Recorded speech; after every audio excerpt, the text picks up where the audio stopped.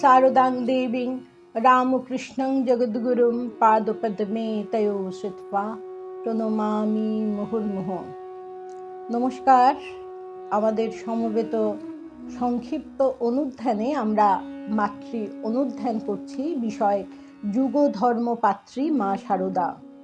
স্বামী অভেদানন্দজি শ্রী শ্রী মা শারদা সম্বন্ধে যে অপূর্ব স্তবটি রচনা করেছেন, সেখানে মায়ের গুণাবলীর মধ্যে উল্লিখিত হয়েছে যোগীন্দ্র পূজ্যাং যুগধর্ম পাত্রী। স্বামী গম্ভীরানন্দজি যুগধর্ম পাত্রী শব্দের অর্থ করেছেন যুগধর্ম পালিকা, অর্থাৎ যুগধর্ম তিনি পালন করেছেন এবং রক্ষা করেছেন। শ্রীমা শারদা দেবী ঊনবিংশ শতকের মাঝামাঝি সময় আবির্ভূত হয়েছেন এবং বিংশ শতকের প্রায় 20টি বছর যাপন করে গেছেন। তিনি কি শুধুমাত্র এই কালটুকুতেই আবদ্ধ ছিলেন, বা সেই সময়ে যে জীবন আদর্শের প্রচলন হয়েছিল তাকেই কি তার জীবন চর্চায়, কর্মে, বাণীতে রূপায়িত করে রক্ষাও পালন করেছেন? কিন্তু যুগ বা কাল তো প্রবাহমান। একটি যুগের ভাবধারা পরবর্তী যুগে কিছুটা তো সঞ্চালিত হবেই। মানব জীবন আদর্শ এক যুগে যা ছিল তার সম্পূর্ণ পরিবর্তন পরবর্তী যুগে সম্ভব নয়। স্বামীজি একদিন স্বামী যোগানন্দকে বলেছিলেন, শ্রী শ্রী মায়ের আবির্ভাব ভারতের ইতিহাসে এক নবযুগের সূচনা করেছে। যে আদর্শসমূহ তিনি তার জীবন চর্চায় রূপায়িত করেছেন এবং অপরকে তার আচরণে অনুপ্রাণিত করেছেন, তা শুধুমাত্র ভারতবর্ষের নারীর বন্ধন মুক্তির প্রচেষ্টাকেই অধ্যাত্ম রসে সঞ্জীবিত করবে না, সমগ্র পৃথিবীর নারী জাতিকে তা প্রভাবিত করে তাদের হৃদয় ও মানস লোকে অনুপ্রবিষ্ট হবে। শ্রী শ্রী মা নিজ মুখে বলেছেন, ঠাকুর তাকে জগতে মাতৃভাব বিকাশের জন্য রেখে গেছেন। এই আদর্শ কি কোনোদিন হারিয়ে যেতে পারে? নিবেদিতার ভাষায় আমার সবসময় মনে হয় মাতা দেবী ভারতীয় নারীর আদর্শ সম্বন্ধে শ্রীরামকৃষ্ণের চরমবাণী।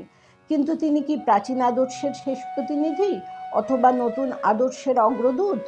নিবেদিতা বোধহয় বলতে চেয়েছেন, মাকে কোনো এক বিশেষ যুগের জীবন আদর্শ দিয়ে বিচার করা চলবে না। স্বামীজি 1897 সালের 1 মে রামকৃষ্ণ মিশন অ্যাসোসিয়েশন প্রতিষ্ঠা করার সময় শ্রীমা শারদাকে রামকৃষ্ণ সংঘের কর্ণধার ঘোষণা করে বলেছিলেন, মা শুধু রামকৃষ্ণ দেবের সহধর্মিনী রূপে বা তাদের গুরু মাতা রূপেই পূজ্যা নন। এই যে সংঘ প্রতিষ্ঠিত হতে চলেছে, তিনি এর কর্ত্রী নেত্রী।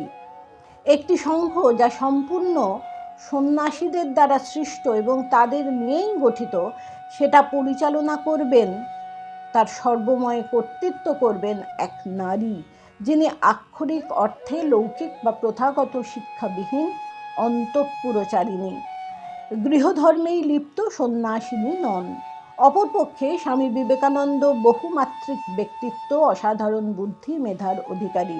তিনি নির্দ্বিধায় সংশয়হীনভাবে ওই সভায় সর্বসমক্ষে এমন ঘোষণাটি করলেন, যা ওই কালের প্রেক্ষিতে বৈপ্লবিক এবং নারী স্বাধীনতার পক্ষে একটি চূড়ান্ত পদক্ষেপ বলেই মনে করা যেতে পারে। এটি কি শুধুমাত্র এই যুগের জন্যে, বা সাময়িকভাবে তাকে নেতৃপদে বরণ করবার ভাবটি ব্যক্ত করেছিল? না, তা অবশ্যই নয়।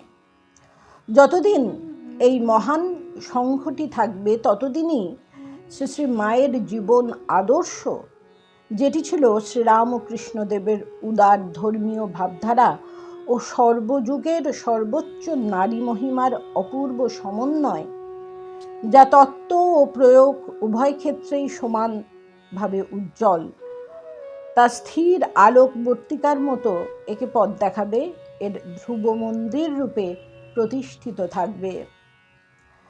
শ্রী শ্রী মায়ের পূজা মন্ত্রে তাকে সর্বদেব ও দেবী স্বরূপিণী রূপে চিহ্নিত করা হয়েছে। অর্থাৎ শুধু নারী দেবতাদের মধ্যেই নয়, পুরুষ দেবতাদের সত্তাতেও তিনি আছেন চৈতন্য শক্তি রূপে।